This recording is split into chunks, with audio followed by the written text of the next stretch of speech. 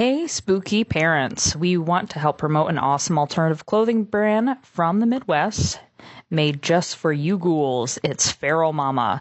The brand was started by Gretchen, a mother of 4 living in Cleveland, Ohio, who is a trained doula and has a passion for supporting motherhood and other mothers who are struggling with mental illness, postpartum depression, and mothers who are struggling to find a support group for other alternative mothers. Since she started her business, she has found an awesome community that has supported her through thick and thin. We support her on this mission as parents ourselves. Feral Mama has lots of comfy t-shirts with spooky designs for mostly mamas, but also some unisex options are available for any of you papas or caregivers out there. She also sells kids shirts from time to time, as well as hoodies, crew neck, long sleeve shirts, patches, pins, mugs, and some other really cute bags. You can use my code OscureIvy to get 10% off your first order using the link in the description on our Instagram or even on our YouTube, feralmamashop.com/OscureIvy. That's feralmamashop.com/OscureIvy. By supporting her, you will also be helping us continue to do what we do. It can take anywhere between 14 to 21 business days to receive your order, but remember, she is only one person. So go support your local Feral Mama today. Remember to support small businesses, women, and of course, badass mamas everywhere. The Midwest, home sweet home in good old Indiana. Place of small towns, cozy families gathered together, and fields of corn and rustic woods. But, like any town, there is a dark underbelly that often goes unnoted. We are part of that darkness. We lurk in the shadows to bring you the best in horror, metal, and stories of the grotesque. This is Blood in the Cornfields. All right, welcome in, Cellar Dwellers. Hey, how's everybody doing? Episode. Another one. Another one. We're still here. We are. We're still here. We're kicking. It's been a rough couple weeks for me personally, just because of sick and allergies and weather being aki. There's all sorts of stuff going around. There's all sorts of stuff falling from the sky, pollen stuff, stuff from trees. And the sky with the eclipse and everything, Yeah, the world ending. It didn't. It didn't. It didn't, but everybody thought. Surprise. Literally nothing happened. Nope. Which, kind of assumed that. But you always have those nuts. Yes, it's there's all types. So we are back with another episode. We're gonna kind of start it off with telling you what's new in the world of horror. I'll kind of start us off because I got a couple things. So a film that I've seen has been going around the internet. I noticed a lot of internet horror type people. I don't know. I hate the term influencer, so whatever. Yeah. But like horror types are talking about the movie. It's a Spanish movie, The Coffee Table. Oh, you know what? I saw that and I thought it was a joke. I thought it was a meme. No, it is a real movie. Oh. I saw the preview for it. Okay. It was Spanish released, but it's coming to the United States and is already out. It came out April 16th for U.S. release. Very cool. A lot of people are talking about it. Okay. It's supposed to be pretty unique, pretty cool. And it's horror, you say? It is. I believe it is. What's scary about a coffee table? I don't. What happens on said coffee table? Yeah. What's in said coffee? Is it haunted? The only thing I ever think of coffee table is in the movie Weird Science when he's in the coffee table. Yes. That's the only thing. That's scary. Yeah, that used to creep me out as a kid. That's scary. I get that. If that's where they're going with this. Yeah, because they all had the braces and shit. It creeped me out. I just was like, and I think he goes like, "Ee!" And I think he yells or something. I don't know. That's crazy. So look for that. It's supposed to be pretty good. If y'all watch it, please leave in the comments what it's, is it good? Should we watch it? Hopefully it'll be coming out on Shudder or something like that. So take a look at it. So since we're still doing this, I kind of have to pump the brakes on myself because I'm going to pause on This Week in Horror and I'm going to go like rewind. Karma Karma Records. Yes. So let's talk about that first. So Karma Records is located in Warsaw. It's been there for a long ass time. We love that place, or at least so I grew up with that place. I didn't start going to it until I was like maybe just fresh out of high school when I finally could. Yeah. Just because I had my driver's license, I had, access to a car, and I could actually go out and do stuff after college, and that sort of thing. And I would always make a break for Karma Records because they would always have like latest, records I was looking for, or they could even like order a record for me. But the thing that made them the best, and I have to chalk this up to the owner, John, because he was around when I was there when I was a kid. So it was the same owner? Yep. Awesome. Was his selection of horror memorabilia and just everything kind of horror related. Like I remember at the old location where they were located at, which was next to like this our military recruiting place. Oh, okay. And just across not just across the street, but just down the road from a Walmart. And I remember always going in that little small parking lot and then spending way too much by the time I got out. And it was mostly because they had so much cool stuff. As a matter of fact, a lot of the stuff that I still have as far as my collectibles are from Karma. Sweet. I bought my first Linnea Quigley movie there, Sorority Babes, the Slimeball Bolorama, on DVD. Name. Right? And then I also bought my Alice Cooper poster that's hanging up in our studio.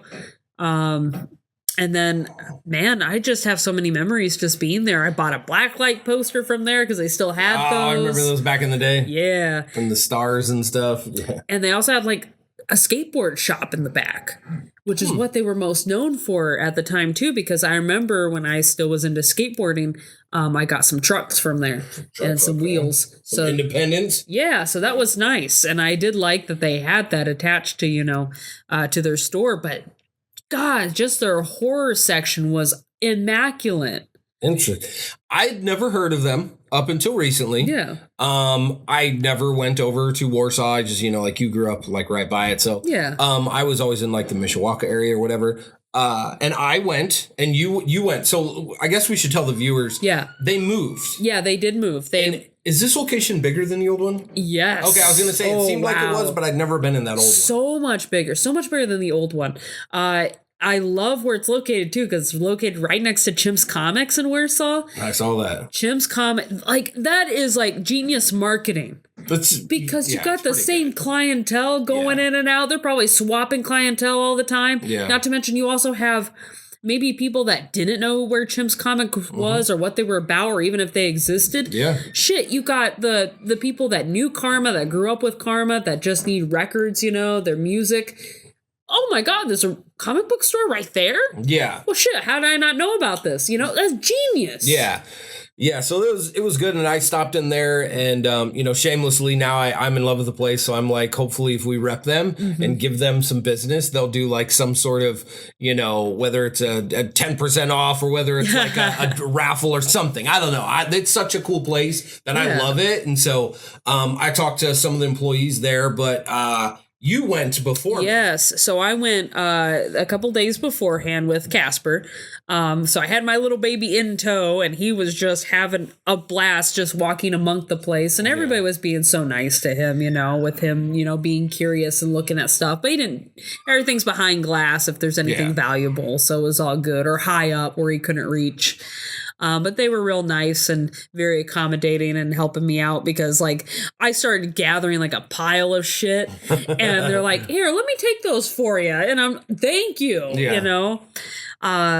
and I started going nuts on all the pins. It's like being in a candy store. It's amazing. Their movie selection, even bigger than what it was before, which is amazing. They have, like, cavity colors and... let's see here, Creepy Co. and a couple other businesses that are like serve like the horror clientele that that they have represented at their store, and I'm just like, oh, that's fucking cool. Yeah, it's great. I mean, they have masks. They have like to a deck of cards, 2 small action figures. They had a King Diamond action figure that I was partial badass. to. They have a whole bunch of stuff. They have this Leatherface pillow that I'm going to be getting. Yeah. But, t-shirts and all sorts of stuff like pop figures. Oh my God. All sorts of other figures. A whole wall of pop figures and collectibles. Yeah, so I'm used to the record store type thing because I've been going to record stores since I was a kid, but never have I seen a record store that like had, I mean, I don't know, to put a number on it, like a third of its inventory was kind of horror related. Right. Which I was kind of shocked that it was that much, you know? Yeah. Oh. They even had like purses for, the women up atop, like by the door. Oh, those were badass. Yeah. I wish I would have gotten a picture. No. There's a shelf of horror related puzzles.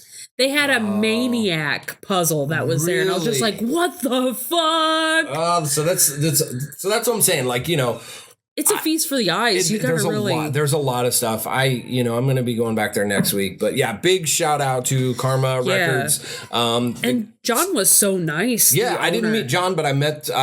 Forgive me, guys, dude that I talked to. I know you said you're probably going to listen to this. I forget your name. I'm terrible at it. Don't take it personally. But yeah, it was good talking with you and, the chick that was working there too. Yeah. Great, staff. She's been there for a while too. I remember when she was there when I was in high school. Yeah, sweet. Yeah. But yeah, I wanted to make sure we shout them out because that's an awesome place. Yeah. If you're anywhere in the area, like you need to check it out. They're also friends with Tim Wallach. As a matter of fact, you can buy Princess Spooky there as of right now. So I'm sure you'll be able to get more. I saw a couple copies of it when I was there. That's cool. I was like, yeah, we just had him on. Yeah. And they also mentioned, like, John was like, I for some reason, when I talked to him, he's like, I thought you guys were like from Chicago area or something else. He goes, I didn't realize you were so local that you're here in Goshen. Yeah. Like that was just, he goes, everything cool somewhere else or on the coast. And he's like, wow, you guys are here. Yeah. It was pretty cool. So he was very excited, and we're very excited to, tell you all about them. Please go check them out. They're a great place. They make you feel so welcome. They got so much cool shit. The fact that they're local, doing stuff here with, just go check them out. Did you put your purchases on the Blood in the Cornfields page? I didn't yet, but they'll be up on this video. Okay, so mine are there, and Ivy will have hers on there, so you can get an idea of some of the things that they have, because we bought vastly different shit. Yes. You bought, like, some smaller knick-knacky type stuffs, and I bought 2 shirts, and then the Wrath of Becky. Which I'm so excited to watch. That's cool. Great price, man. They had a bunch of troll movies too. I could go on and on and talk about them. Like, they're going to get a shit ton of my money. I'm just letting you know now. Yeah, it's probably not even cool, and I should be more responsible, but I don't think I can at this point. Yeah. So with that being said, check out Karma Records in Warsaw. It's on like Winona Lane or something like that. Winona Avenue. Winona Avenue. Yeah. The lake and everything. The lake is just down the road. Yeah. Yeah. Sweet. So back to kind of this week in horror, our little intro stuff. So Abigail comes out April 19th. God, I'm so excited for that. Ever since we saw the trailer for it on Lisa Frankenstein, I was like, that looks interesting as fuck. Yeah, it looks pretty cool. Yeah, and I also picked up the latest Fangoria from Karma Records. Wonderful quality, may I add, with all the pages. Really improved. Like it's almost like a paperback book. Like cover quality. Like it's not magazine flimsy anymore. material or anything like that anymore. It's like it's a full ass book. No wonder why their prices went up. But Abigail was right on the front cover of this. Let's see here. So then volume 2, issue 23. So spring. Yeah.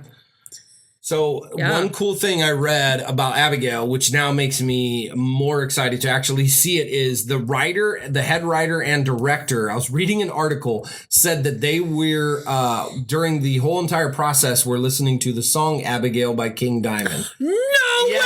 Through the whole process. Oh my God! It's everything I always wanted. Yeah. So I was just like, that's badass, because Abigail just talked about that. Yeah, Abigail, the album was considered by Billboards as the very first horror-themed metal album. Oh my God. I read that too. So I was like, yeah, that's pretty cool. You know what? I think that's kind of bullshit though, because Alice Cooper. Welcome to my nightmare. That's all horror themed. I'm just going by what Billboard said. Oh, Billboard, go fuck yourself. You don't know shit. So check out Abigail, April 19th. Something that dropped the other day that we've talked about is the Long Legs trailer. Dude, that looks so weird. It looks so good. It has Nicolas Cage. Yes, and I text you and I was like, that. So any of you film students, any of you movie producers are interested in a movie, check out the Long Legs trailer that's out right now. Genius. It is how trailers should be done.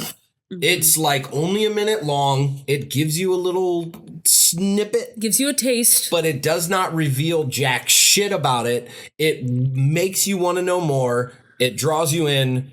Perfect trailer. Absolutely fucking And love speaking of, it's on the back of my Fangoria as well. There's a nice freaky looking poster with some chick with blood on her hands, like a nun weeping over a casket. Yeah, it's crazy. Like, I know nothing about the movie, right? And I want to keep it that way. Yeah, same. I just want to go see it. It's called Long Legs. Who's got long legs? I know. Is it another spider movie? Yeah. Like, what's going on? It's arachnophobia all over. Right. And then lastly, Late Night with the Devil is now streaming on Shudder. Yay! So you can watch it at any time. We might need to review it, man. Yes. If you don't have Shudder, turn off YouTube because you are terrible and you should not be listening to us. But no, Shudder is great for those of you who don't have it. It is not expensive. A little tip when you're in Shudder, though.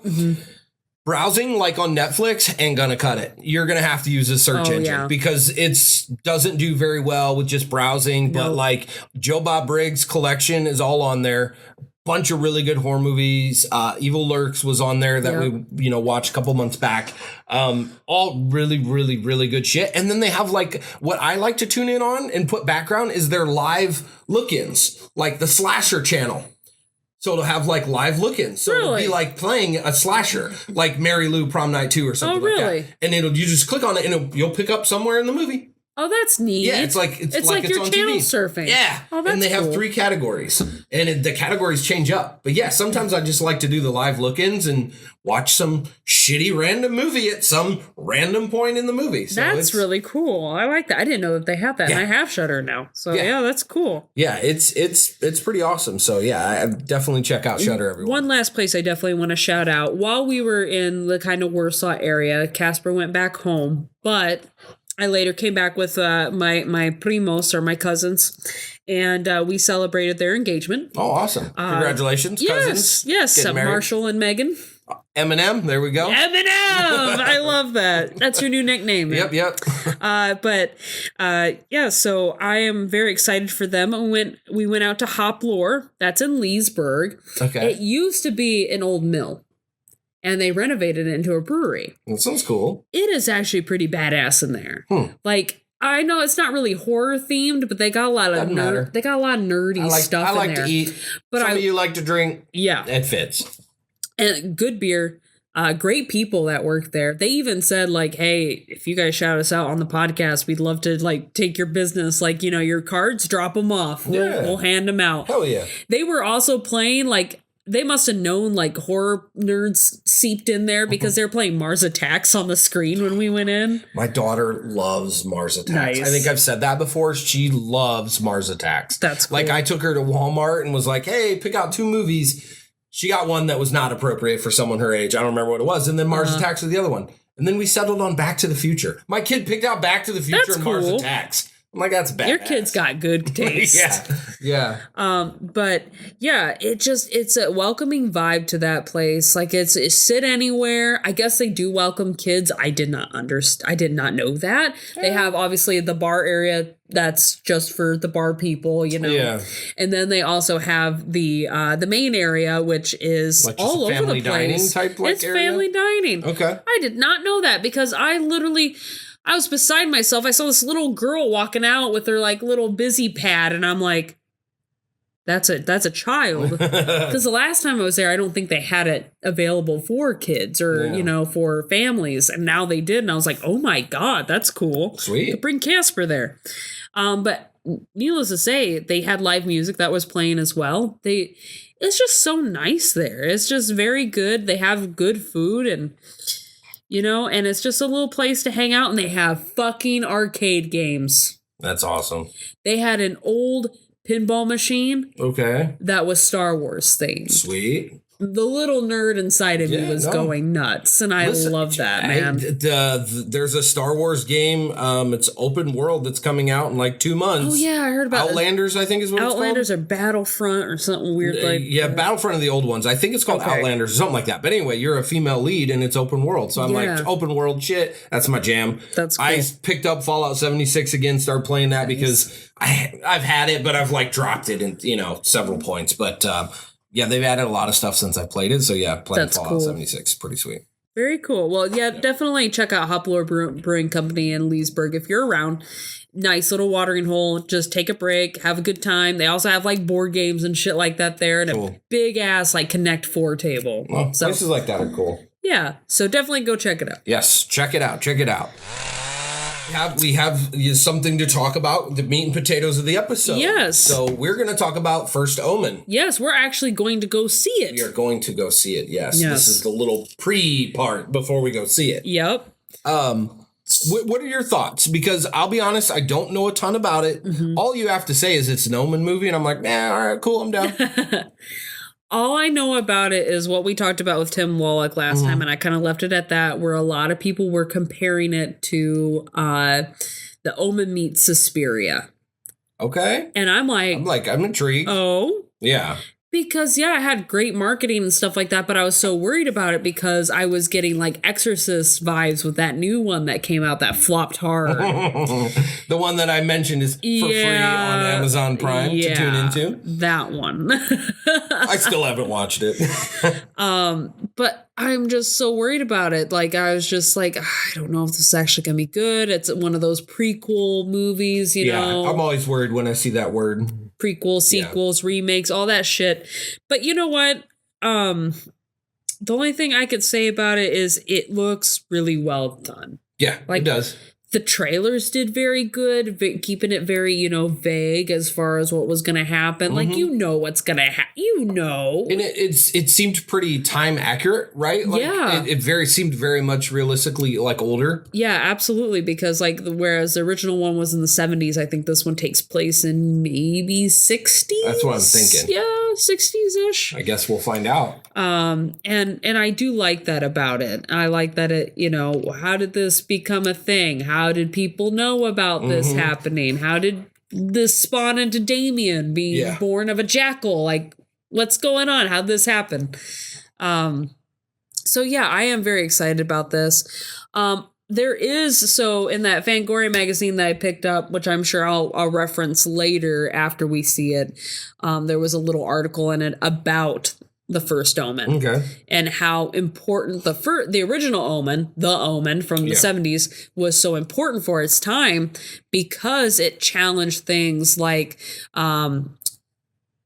take whatever you want to say about it, the subject matter with abortion, touched on those aspects. It also touched on the whole satanic panic that was starting to brew, and the evangelical movement. It's touching some taboos. Yeah. And so that was the Omen was kind of birthed from all those things kind of coming together.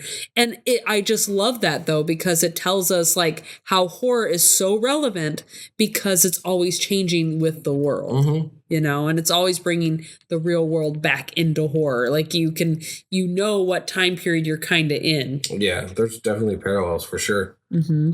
What are your thoughts on it? So my thoughts are I'm just curious to see how it plays into the Omen story. I want to see where it fits and really, if it's setting things up, if it truly is a prequel, is it going to set it up accurately? Is it going to transition from the very first to the one that we're watching now? Mm-hmm. The original, I should say, to be less confusing. I'm also curious to see just with like how accurate it looks. Cause I'm all about like, you know, if it's a serious movie, because obviously the corny shit, it doesn't really matter, you know, like timepiece or whatever. But I always like to look at like higher budget films and how accurately they're portrayed. Like Maxine did a good job of legitimately looking like it was in the 80s. Yeah. Or 70s or whatever. Oh, 70s for the first one. Yeah. Okay. Well, for Maxine. Oh, for Maxine, 80s. Yeah. 80s. That's what I thought. I thought it was my in the bad. 80s. My bad. But yeah, that's kind of like what I mean. Like, does it believably look that time period? And I like stuff that does that. You know, there's other movies that have done that and others that have not, where it doesn't very look time period accurate. So I'm really interested in that, and I'm curious to see what sort of lead actors come out of this, because I don't know any of them. So I can't think of any of them. So the lead actress in this is Nell Tiger Free. She's from Game of Thrones. Okay. And so I think that's pretty interesting. I don't remember exactly who she plays in Game of Thrones, but I just remember, like, you know, just looking at her face, she's a very compelling actress. Cool. She's got a large range of emotions, and you can even see that in the trailer. And I guess the first Omen is actually the feature debut of the director, Stevenson is his name. He actually worked on other things like Channel Zero, a couple episodes of Legion, and a brand new cherry flavor. I have no idea what a brand new cherry flavor is. Yeah, I don't know either, but I know it's a TV show. Okay. So yeah, this was his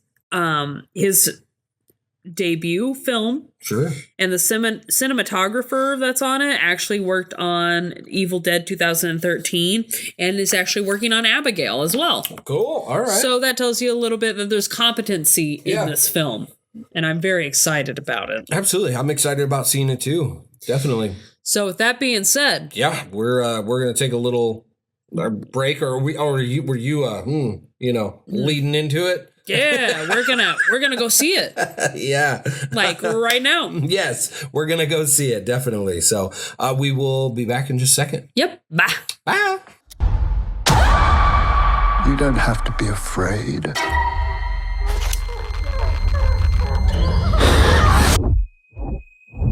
God has great plans for you. This child is his way.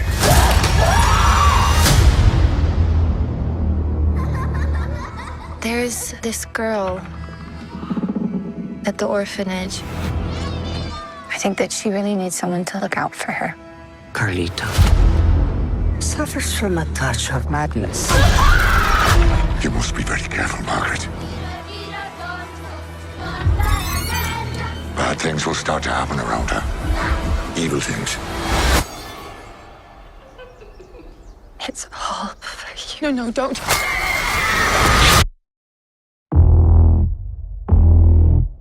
What does any of this have to do with Carlita? This church has maintained power for thousands of years. Lady will stop at nothing to keep it that way.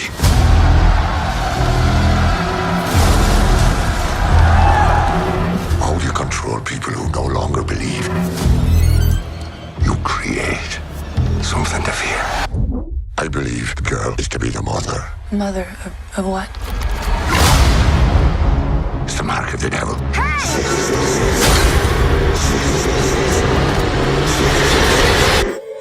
It's not real. It's not real. It's not real. It's not real. It's not real. What's not real? Who said that? This is very real.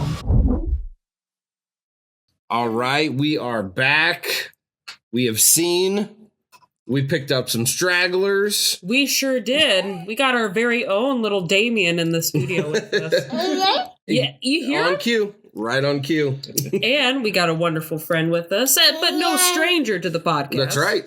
Hello, everyone. This is Andrew Borntrager. How are you all doing? I Yeah. know you can't respond, but I like Remember. rhetorical questions. The guy from the Hope Bar Freeman episode. Yes. Yeah, that cult dude. The culty guy. The culty gentleman. I'm cult in that I am an acquired taste. That's all right. I think we all are, actually. So we have seen we have some thoughts we have not shared really with each other. Yeah, I don't know. So do you want to start it off with like the premise, or do we want to jump into it? Because that's what I always struggle with. Yeah, I always jump the gun and just like start talking. Let's go ahead and have just a small little flavor of what the movie's actually about. So this is going to be kind of the synopsis, and then we'll also go into non-spoiler review territory here. Cool. Until we just let our thoughts fly. Yeah. The synopsis is basically this. A young lady, very devoted to her faith, goes to a convent, a special convent in Rome, where she is learning to be closer into her faith, but she becomes very encapsulated by other shit that's going on around her that she has no explanation for. Yeah, I would say that's accurate. And, just the things that happen during her stay. Yep. I don't know why she was there to begin with. Well, and I'm looking at it. Okay, so I'm looking at it from a Catholic perspective because, Latina Catholic lady talking to you. But I just saw it as, typically when somebody's going to the convent, they're wanting to become closer to their faith as far as like they want to become a nun. That's like their main goal is to be devoted to the church, essentially. Yeah. So that's what I saw was just like she's just very devoted in her faith. She wants to keep pursuing this. And there was even like, I don't know. I know I'm kind of jumping the gun a little bit, but there's even like this whole, I don't know, like womanhood and coming of age seeped in there as well, because she didn't really get to have that because this young lady was like born in an orphanage, and that's really all she's known. Around. She's basically groomed in the church, so that's all there really is, and that's all she really knows. She's like in this bubble, Yeah. So like, I don't know where I'm going with that, but that's what I see. That was a good direction where you were going.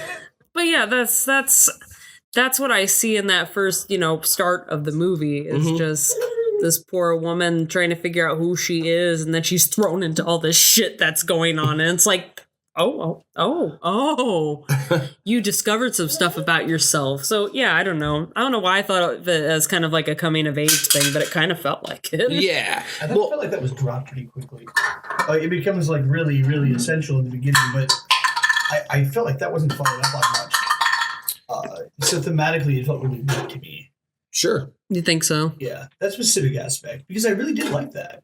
I picked up on that too. I just thought it kind of didn't follow up on that until certain points in the film. So I don't know. Are we going? Spoilers? Yeah. We usually just have to spoil the shit out of it. Yeah. Well, I think just freely. Let's just put it this way: for the non-spoiler. What do you guys think of the film non-spoiler territory? Let's do that. We can do that. That way, if you want to stop here, you can. But if you don't give a shit and you want to know what happens and you want to know our true thoughts, you can stick around. Yeah, absolutely. So we'll mark a point where we're going to spoiler it. So I guess I'll start off with non-spoiler type related stuff. So some of the things I liked about the film were it had a very artistic taste to me. I love some of the still shots, like in the beginning, the very, very beginning with the feet and the blood and the water. I thought that was really cool. It had a bunch of cool cut scenes that I was not expecting the scenery to cut from where it was. So like there would be a loud buildup and then it would cut to something completely non-related. So I thought that was really cool and unique. It felt like an accurate timepiece. I felt like the time that it was shot in was accurate and, not hokey or, kind of phony and stuff like that. And I liked, but then thought it got weird. So I don't know if you guys noticed, but the main character, Margaret, was on her back in a lot of scenes. And you're looking at her from, the vantage point of up above her. Right. And in the beginning, there were 3 different scenes to where they had her hair positioned out, stranding. Yeah, and it reminded me of Medusa. Sun. It reminded me of like Medusa is how I could describe it. But it looked like very deliberate. Like when she came home from the party, when she was passed out. like the strands of hair, and then also before that, there was a couple times before that. So I thought that was interesting. I feel like they did it enough that there has to be some symbolism, or there has to be some thing behind it on why they were choosing to have her hair like that, all like stranded out and stuff. So there were some things that actually made me think about the movie. And that could be just because I'm a bumbling idiot and didn't catch on, or actually it is something made to make you think about it. I don't know. Mm-hmm. But that was kind of some non-spoiler stuff that I thought was pretty good about it. So, as far as non-spoiler stuff, just all I can say is this is a lot for a mother to take in, like a new mom. This probably wasn't okay for me to watch as a new mom. He gets it. He's coming over to say it's okay, mommy. Casper. Yeah. It was very parts of it was just triggering, I guess. And I'm weird about like Catholic themed movies because, I grew up in the Catholic Church. Yeah. So there's always a little bit of me that's going to be a little triggered. Not necessarily not in a bad way. I don't have religious trauma or anything like that, but you just weren't beaten with a ruler or anything. Right? No. So nothing like that, but just there's just parts of it where I'm a little leery, and I'm always watching what's happening, and I'm just like, oh God, don't do that, don't do that. Especially when anything revolving around kids. That's just my weakness, Gotcha. man.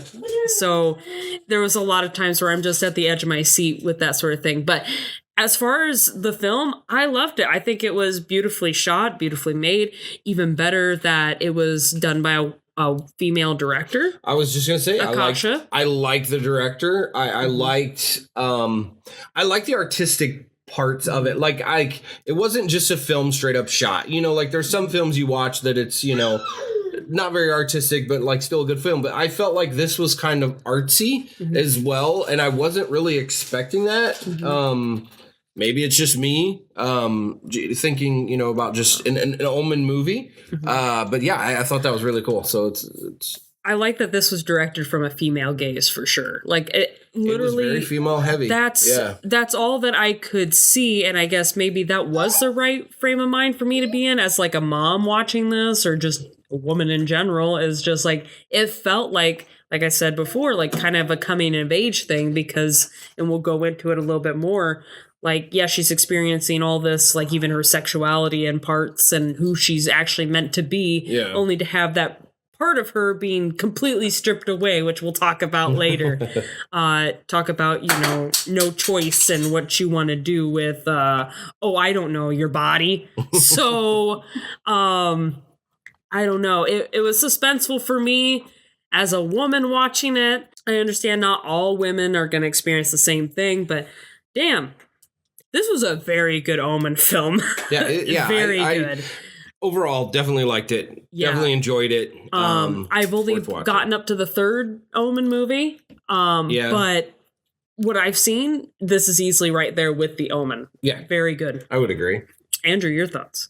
Yeah, so speaking to very specifically the hair sequence, right? Yeah. So I know I've seen this in another place before. I swear that there has to be a film that is referencing, and I noticed a number of film references, and some of them were really distracting. For example, Rosemary's Baby. Yes. Sequence where there's the poster of Rosemary's Baby where you see the side.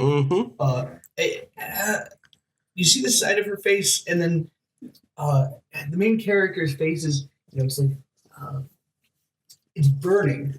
And it's very clear it's a Rosemary's Baby reference. I don't know. Maybe it's just the fact that this movie was in not English, but the silencio sequences. Oh, yeah. When they started pumping out the word silencio, I'm like, oh, this is Mulholland Drive. Okay. And then also the sequence towards the end where the main character freaks out and contorts and just starts screaming reminded me entirely of the grocery bag scene in Possession. Yeah. Yes, Luke and I said the same thing. And that was okay, but, I don't know, it was a little distracting. You also have the callbacks to the other films, although those were more minimal than I thought. But ultimately, the whole project felt like a faux A24 sort of thing. However, it was still good. I still really enjoyed it. I just thought that it had some pacing issues. Yeah. Towards the beginning, what they set up is really interesting, and the payoff to it, I just wasn't really convinced. Yeah. And there are things about potential sequel baiting, or as I said, or Cycle. Spin-off. Given that, and this is major spoiler territory, there is a sequence towards the end where Damien is finally born, but Damien has a twin sister. And the twin sister, the main character escapes with her, along with the main character's little friend that she has throughout the film. Yeah. And they have this happy little family in the middle of nowhere. And one of the priests shows up and says, "Oh yeah, by the way, they're going to come get you." And his name is Damien, by the way, they named him. And that felt a little like just... Yeah, no, I get that. It feels like they're doing a cinematic universe. I'm thinking, how much of this movie could we edit? It seemed for this not to even be an Omen film. It seemed very Marvel. They're just adding on to the end of it, just to, yeah. So I felt like this was a good movie, but a bad Omen film. Okay. I thought it was not great as an Omen film. And I'm not saying that that's terrible. Personally, I didn't really expect it to be feel very cohesive with the rest of the franchise. But for example, the artsy shots, the really awesome cinematography, honestly. Beautiful cinematography. Yeah. There were some sequences that were just way too dark for in some of them. But really, the artsy sequences impressed me quite a bit, especially that beginning. That beginning really hooked me. I started off very distracted. Like with the stained glass, is that what you're referring to? Yeah. Dude, it was a callback, though, and I'm just waiting for it. When is it gonna fucking, do the same lightning rod thing through the guy? I was like, and I'm thinking, is Homeboy surviving? Because I'm like, you can miss a chunk out of the back of your head. That's what I thought, too. Maybe he just won't remember who he is anymore, or can't smell, or maybe can't see out of one eye. And I'm like, are they gonna bring him back? It was also remarkably bloodless. If it's like that sequence. Right. Yeah. They didn't really shy away from blood in other parts of the film. No. Yeah. That one part is just like, by the way, you get fifth of your brain is gone. Yeah. Oh my god, dude. Nice little clean chunk. Dude. With a thought to it, though, and this is my high school health, education here, but doesn't your head not have as many blood vessels and doesn't bleed as much? No, the head bleeds the most. The head bleeds the most? Okay, so I'm completely... Yeah. It's okay. That's my Elkhart County education kicking in right there at its finest. Hell I only know that the face bleeds the most because, whenever we get car crash victims back, that's where... it looks the worst at, but once you clean them off, it's like they got maybe a little scratch or something right there. And it's like, oh, perfect. You look fine. I've been dead wrong before. But have you been dead? Well, so to kind of touch, because we kind of just ripped the shit off the Band-Aid and we're hey, we're going in spoilers. Yeah, no, that's fine. Yeah, let's go into spoilers because we got thoughts. Which, honestly, that's how we do basically every episode. So I'm at least proud of us that we said part of it without spoilers. Yeah. So Form your own opinions. To kind of touch base, with what you were saying at the end, I don't know. It's just my weird side of me, the humor. But, for me, I thought it seemed really hokey because like I'd mentioned to you guys, it seemed like, we're just a bunch of, Antichrist gals chilling in the mountains, in the woods, gonna just make some porridge and chill as a trio, just hang out, raise our little demon baby, and I'm thinking are they gonna go make a Omen 6 and have twin battle twin, and she's gonna take out her brother, and she's gonna end Damien? What are they doing with that? I wouldn't be opposed to seeing something that dumb. Just make it entertaining. Yeah, they're gonna have a sword fight, and it's gonna be that. Yeah, she's gonna just make that shit entertaining as fuck. Don't hold back if you were to ever do something that ridiculous. Because I was like, what's the point of putting that on the back end? The Antichrist gals chilling. And it's there's none of that in the Omen movies that I ever remember. That there's the twin coming back, and then there's the birth mother, and she's got an Antichrist friend that she picked up along the way. They're gonna team up and do battle with Damien. We'll get him. was totally confused on that, and I felt it was very Marvel-ish. They just put that in there and said like, fuck the story that's already been established. We're just gonna make our own. So I loved that there's parts of this movie that made me laugh that you're not supposed to laugh. Yeah. I'm so pleasantly surprised they did that. And I'm like, okay, good. That made me happy. Like, I wanted so badly when she retreats to the room, barricades it, grabs the 2x4. I wanted her so badly to clock some nuns. just like, I just see her smack going the off shit out of a couple of nuns. That would have been funny. And she didn't even get a swing off. I'm just like, what? Why'd you even hold the 2x4 then? The one part that just cracked me all the fuck to shit, like I was laughing, was the scene where like the dude that she got to have like a one night with, you know, you know, of course we're waiting for this to happen. Like they set this shit up so bad and so hard. So to back it up a little bit, she gets to have one fun night out with the sexy nun that I assume maybe they were, you know, posing her sexuality. She's coming of age, you know, she's experimenting with that queerness, and I'm like, oh, that's cool. There's a lot of that. No, that's out the window. Sexy nuns against her. I know, Casper. Casper's disappointed too. I'm disappointed. There wasn't enough titties. There were titties. Well, okay. Side titties, and that's it. Were there? So there were actually cartoon titties on the floor with the spiral. True, there was there was some titties on there. So but I digress. Titties, This curly haired dude is like they're getting along really well and all this stuff, and like they run their fingers through their hair, and then all of a sudden it's gone. She like is blacked out, and apparently he's in on this shit and doing a whole Rosemary's Baby thing, and it's like, oh my god. And this movie felt more like Rosemary's Baby. I know. I kept thinking, because it even had like, you know, the part where she's impregnated, you know, after she's knocked out. They did the whole scary fingers and shit, and I'm just like, oh yeah. Are you talking about the demon hand coming out of the vagina? No, not that. Okay. Not that. All right. That's a good part. Alien references. Yeah.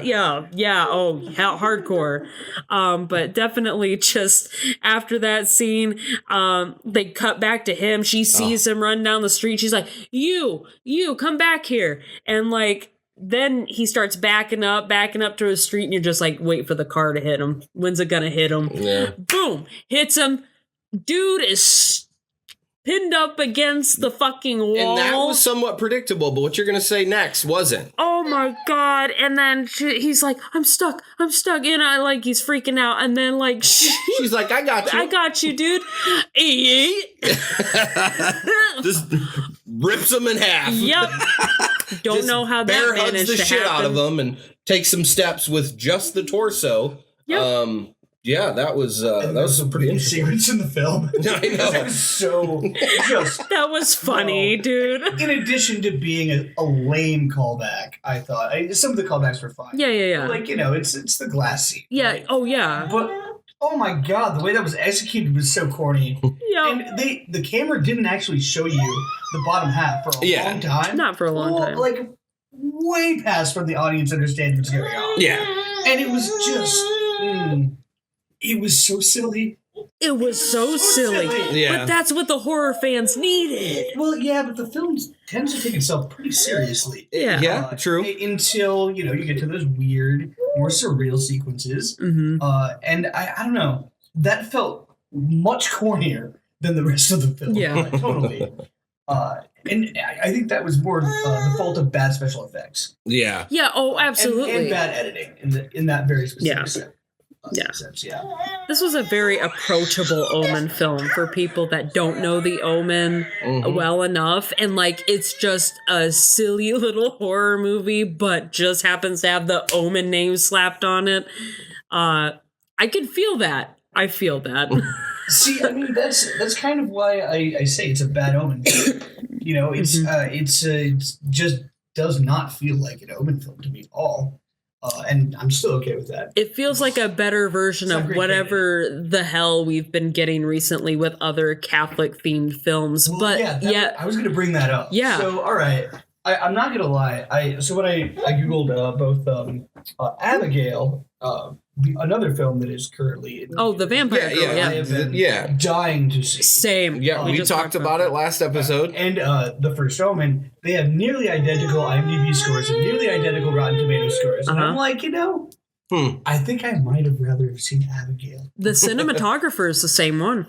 Is it for both movies? Yeah, interesting. But also, I think of like The Nun when I'm looking at this film, and the excessive use of darkness and the introduction of nuns. Yes, and a lot of this movie does feel like it got funding because nuns are popular. Yeah. Well, okay, that and also there's a new resurgence in fashion that has been coming up, and it's like the Rococo period, but also it's like called Catholic core. What? Oh, What? yeah, it's a thing. Yeah, exactly. So Catholic core is like a way of dressing where it's kind of the goth style where you got the crucifixes and the use of like jewel, kind of like Madonna looking shit. But like people are like really going hardcore with this, and they've been going to like actual like what do you call it? Like thrift stores and been finding rosaries on purpose and repurposing them and turning them into like their jewelry and dressing kind of like nunnish. Interesting. I blame the Met Gala from not too long ago, to be very honest with you, but it's risen in popularity recently. So the friend, I don't ever remember her name, that cut her hair, the sexy girl, that white dress, like that was a really like beautiful dress, like the way that it was long and tucked up like under the chin and stuff. I thought that was a really beautiful dress, and I thought the cool part of the contrast from the white and the black, and I think that's what they're going for, is the symbolism of her being pure, being brought into like the nunhood or whatever, and then they're kind of the strictness of them tightening everything on her to me seemed very symbolic of her leaving, to go into that like very strict lifestyle, very strict set of rules. Some would say even very strict in like physically, just with all the ruler shit and all the craziness that it can be. But I thought that was interesting that they were doing it, very deliberately. Very stern with all that. So especially the kinky scenes. there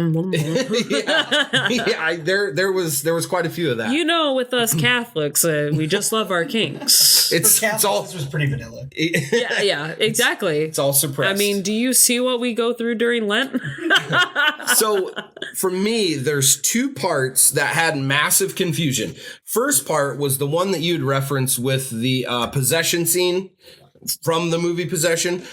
So I had not seen that movie to what I recall. Maybe in the past I've seen it. So for me, when the scene happens, to me, it looked like a Michael Jackson's Thriller followed by a demon possession orgasm simultaneously happening. That is so if what you it think looked Thriller and think of like a demon going behind her and railing her. Yeah, like that's an what that orgasm looked kind of like. scene. Yeah. I almost kind of want to take a break and just like show you the 30-second scene. Yeah. Yeah, go ahead. Take a break. Show them. Sure.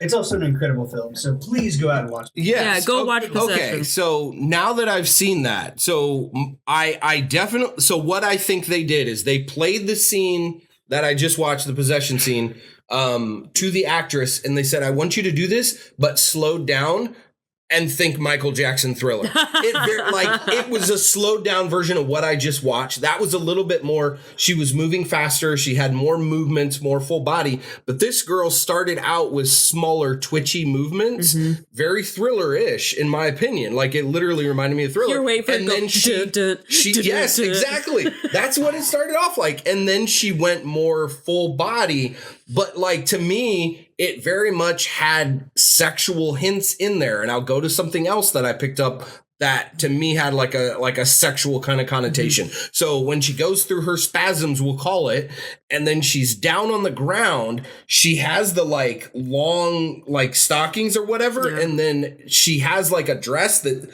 cuts down kind of the crotch, and there's like thigh exposed. Yeah. And it's weird because to me that kind of went along with the whole sexual notation of it, but then she spews out the liquid. Yeah. And I'm water thinking, breaks. oh, she's gonna have a street trash baby going on right here. Street trash baby. Because she spews out this blood and liquid, and I think she's gonna go into labor. You just thought it was gonna be plop. Yeah, I thought it was. I thought it was gonna pop because that was the best birthing scene ever. Well, because her belly starts to grow instantly. Yeah. And so I'm thinking, oh, it's like a rapid growth demon and it's going to be spewed out in the street. No, she goes in a cutscene and then now she's on her back again from, looking at her from above. Yeah. And then she's like all calm. And I'm like thinking to myself, like, what lady's calm during a C-section? The baby was just growing like from...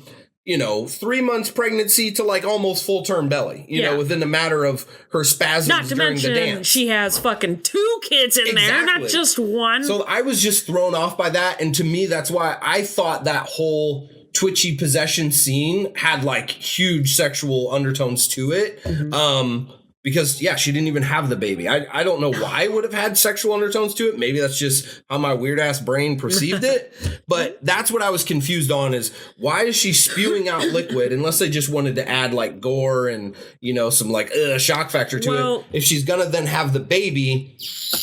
a X amount of time period later. Let me give you just a little bit of context for that from a woman who has given birth. That liquid is probably just natural fluid, so like her water breaking is what I took it for. But obviously they even say in the beginning, and Luke pointed this out to me, that the birth is quick. It happens very rapidly. Mm-hmm. They say at the beginning with, the 2 fathers talking a little while. Yeah. So, it's happening rather quickly. And maybe, it's just all of a sudden these kids are fucking growing in every part of everything. And, like, the fact that there's 2 of them just baffles me. Yeah. Her belly didn't look that fucking big. No. For there to be 2. And especially at the thing is, though, she goes into that natural position because when she goes down on her knees, when I was in birthing classes, they taught us that if for whatever reason you got to a point where you don't think you could make it, they tell you to bend your legs. Yeah. Because that's the natural, position because you're supposed to be able to catch the baby that way. Yeah. That's true. Okay. I'm telling you this. This is what they taught us in class. So I'm like, okay, that's neat that they would pay attention to that from that perspective.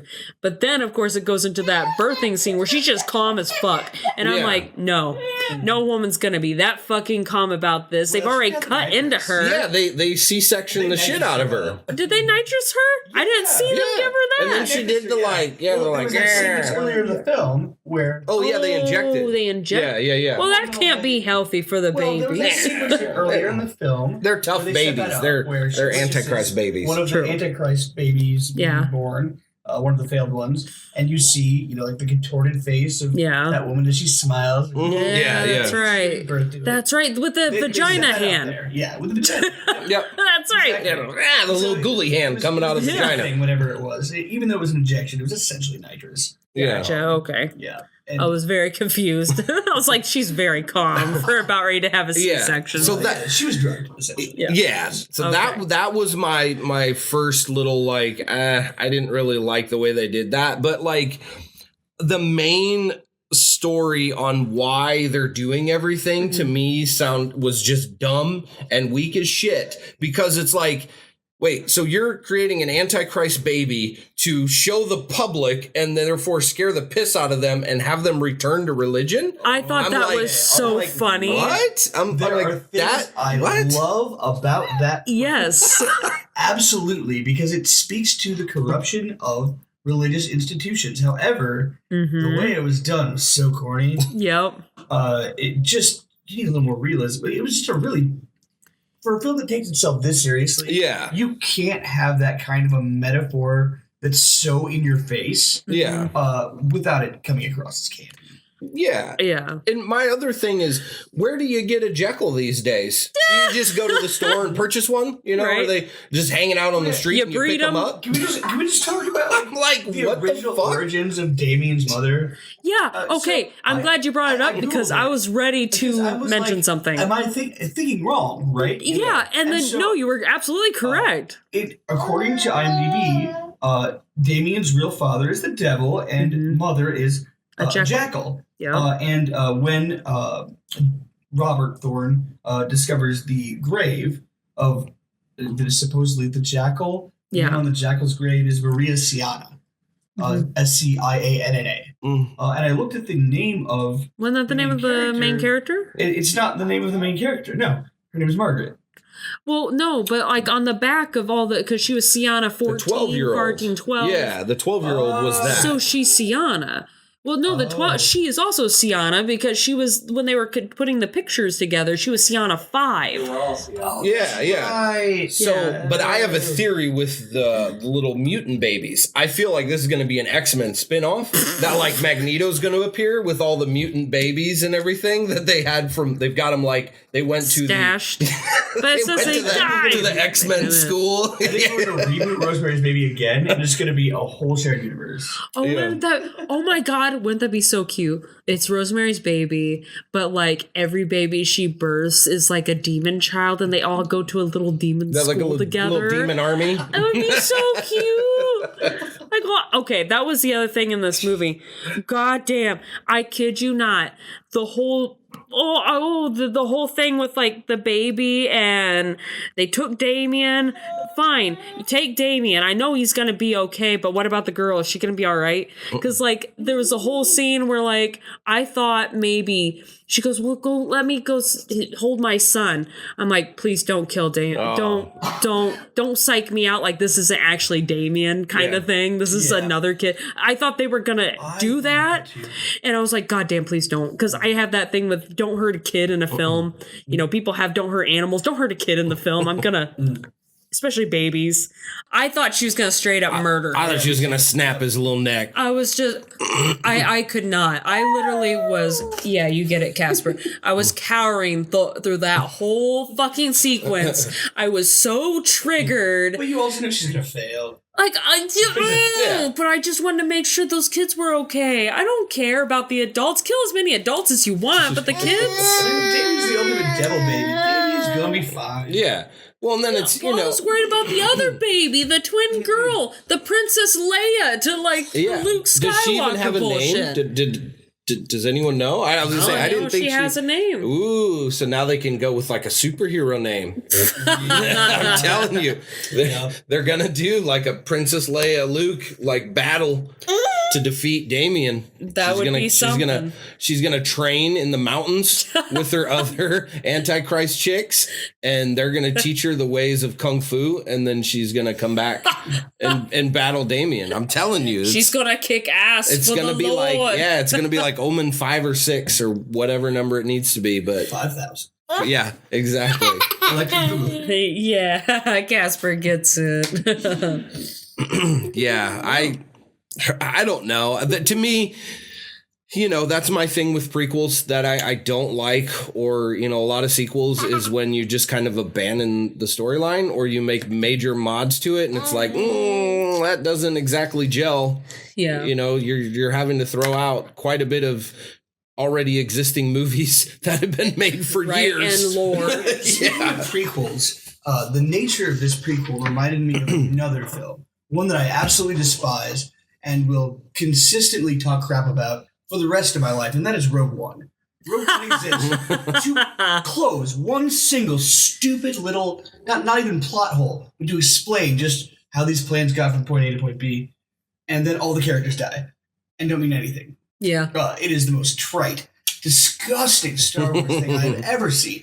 And while I do like this movie, it still did feel like the whole thing served to just explain how Damien was born. Yeah. And there wasn't anything else that tied into the franchise. Yeah. Not really. Yeah, I agree. I felt like And you know, I feel like that was its main purpose. Obviously, when it's a prequel, you have to do the backstory and stuff. But again, like, I just thought it was weak as shit that they're like, you know, we've got to create the Antichrist baby to bring people into religion. I'm just like, and then also too, why do they have to do the whole cloak and dagger shit with Margarita or whatever her name is? Oh yeah. Why don't we just castle freak that bitch and throw her in a dungeon? Oh my god. Yeah, and then just, you know, we're gonna impregnate her if we got to use turkey baster or whatever from the jackal. I don't know. Or they can just straight up let her be raped like you saw in the movie, kind of, through a little black veil. But I just was like, why all the cloak and dagger stuff? I mean, you could just, like I said, castle freak her. throw her in a dungeon, chain her up, and there you go. I mean, that's honestly very, very true. I don't condemn rape of any kind, but you know, I get Unless where it's you're. jackal rape. I don't even know if that's okay. I mean, if a jackal's gonna have sex with a woman, he's not gonna ask for permission. right. Yeah, that's true. And therefore, the people restraining this woman in order for the jackal to rape her are the ones. It's implied consent. He's a jackal. Jesus. But it's not the jackal's fault at the end of the day. Yes, I know. It's just an animal. He's just got a hankering, you know? Yep.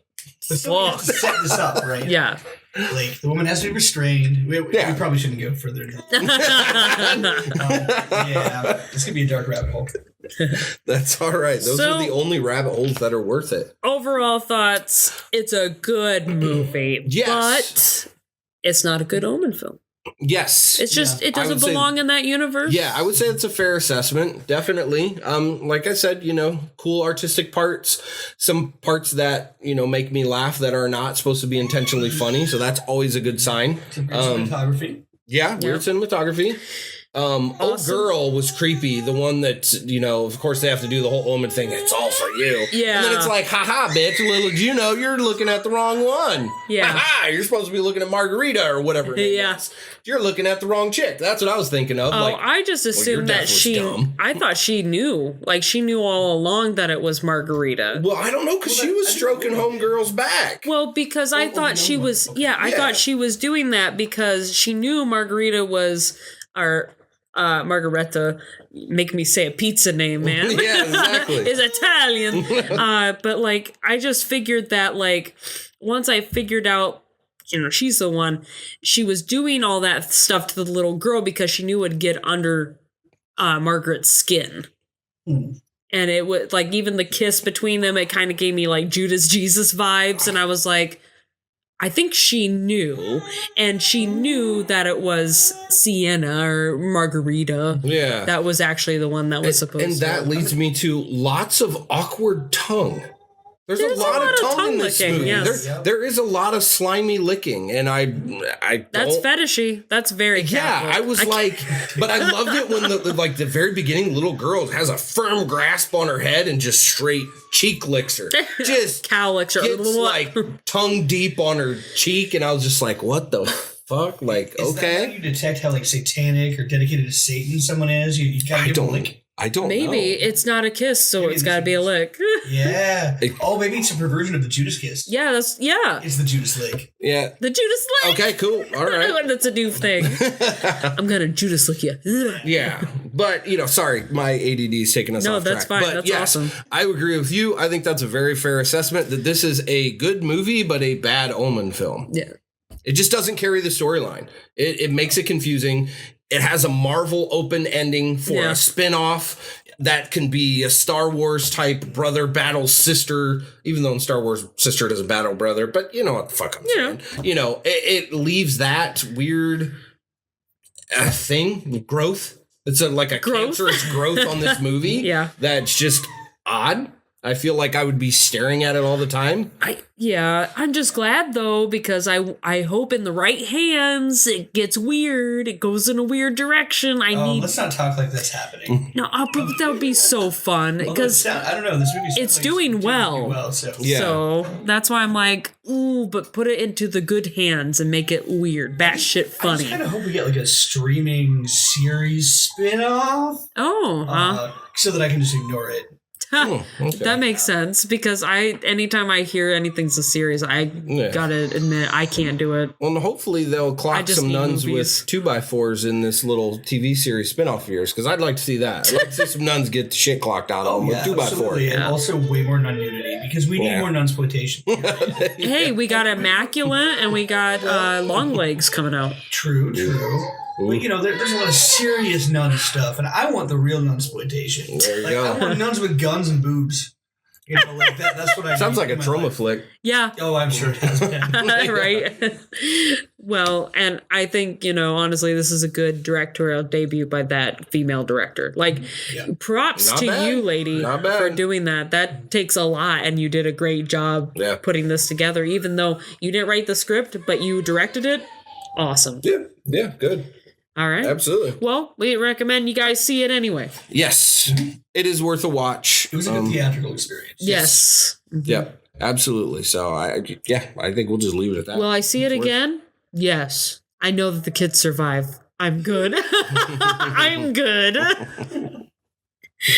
With that being said, look out for each other and good night, cellar dwellers. Bye. Bye.